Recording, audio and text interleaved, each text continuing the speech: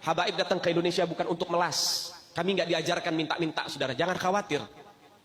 Habaib datang ke Indonesia bukan untuk meraup daripada harta, enggak. Kami tidak mencari jabatan, enggak. Kenapa? Itu bukan didikan dari keluarga kami. Didikan keluarga kami, lihat bagaimana Al-Habib Salim bin Ahmad bin Jindan, saya punya kakek, keluar masuk penjara. Kenapa bisa keluar masuk penjara? Membakar semangat perjuangan masyarakat Indonesia untuk merebut kemerdekaan, saudara. Al-Habib Ali bin Abdurrahman Al-Habsyi Kuitang, beliau yang memfatwakan ketika tanggal 17 Agustus Soekarno membacakan teks proklamasi mendeklarasi daripada kemerdekaan Indonesia. Beliau di hari Jumat itu, ba'da Jumat beliau fatwakan, sekarang saya fatwakan setiap tanggal 17 Agustus wajib pasang bendera merah putih di rumah-rumah kalian. Siapa yang nyuruh? Itu fatwa Habib Ali bin Abdurrahman Al-Habsyi Kuitang. Bendera merah putih, siapa yang memberikan instruksi kepada Bung Karno untuk membuat bendera merah putih sebagai bendera Indonesia? Itu adalah fatwa Al-Habib Idrus bin Salim Al-Jufri Palu Al-Khairat. Lambang negara Garuda, siapa yang buat? Al-Habib Asy-Syarif Hamid Al-Gadri dari Pontianak, keluarga baginda Nabi Muhammad. Lagu 17 Agustus, Pramuka, lagu syukur, siapa yang buat? Al-Habib Husain Al-Mutahhar dari Semarang, dzurriyyat baginda Nabi Muhammad. Jadi Anda jangan berpikir, ini habaib di Indonesia jasanya apa? Banyak, itu yang baru kecatat. Itu yang baru ketahuan. Masih banyak lagi daripada keluarga Nabi Muhammad yang tidak mau masuk buku karena perjuangannya ikhlas karena Allah dan Rasul. Banyak, saudara. Siapa Imam Bonjol? Semua pasti bilang pahlawan. Betul apa enggak? Imam Bonjol pahlawan Indonesia bukan? Pahlawan nasional bukan? Sekarang siapa namanya Imam Bonjol?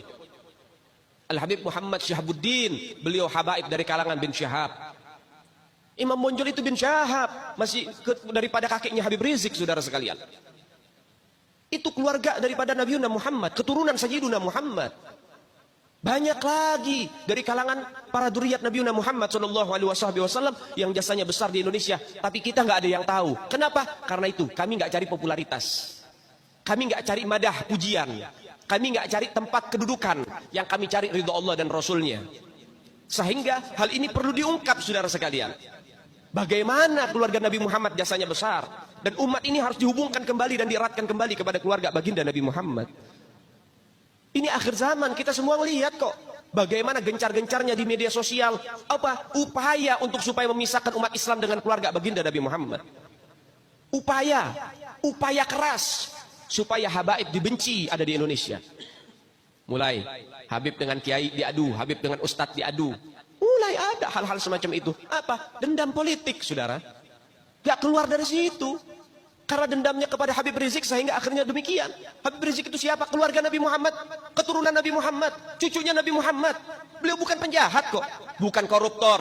Beliau nggak pernah bawa lari uang rakyat. Beliau nggak pernah ngerugiin negara. Beliau tidak pernah mencemarkan nama baik negara. Beliau itu bukan penjahat, saudara.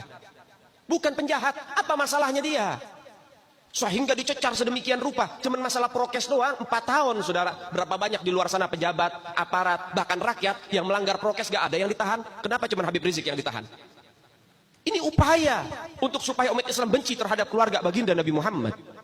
Hati-hati, saudara sekalian. Nabi bilang, man mata ala bugdi ahlul bait mata yahudiyan atau nasraniyan. Siapa orang yang mati membawa benci kepada keluarga baginda Nabi Muhammad, dipastikan mati dalam keadaan Yahudi ataupun Nasrani, atau dalam bahasa daripada sederhananya mati dalam keadaan murtad. Sahabat tanya, wa in sama wa shalla ya Rasulullah, walaupun orang itu puasa, walaupun orang itu sholat, apa tetap hitung mati murtad? Apa kata Nabi? Wa in sama wa shalla, walaupun orang itu puasa, walaupun orang itu sholat, kalau dia mati bawa benci kepada keluarga Nabi Muhammad, dipastikan mati dalam keadaan murtad. Ini Nabi yang punya mau, bukan kita habaib. Dan seharusnya yang membahas masalah fadailul ahlul bait, keutamaan para habaib, bukan dari mulut saya, bukan dari mulut Habib Khalid, wala Habib yang lain, bukan. Tapi murid daripada mulut para guru-guru kita. Mereka yang lebih punya kewajiban untuk membahas masalah ini ke umat, saudara. Kenapa? Supaya tidak ada fitnah. Kalau saya yang bicara begini, akan ada pertanyaan. Itu maunya Habib. Itu maunya dia. Itu mah dalil buat-buatan dia. Terserah Anda.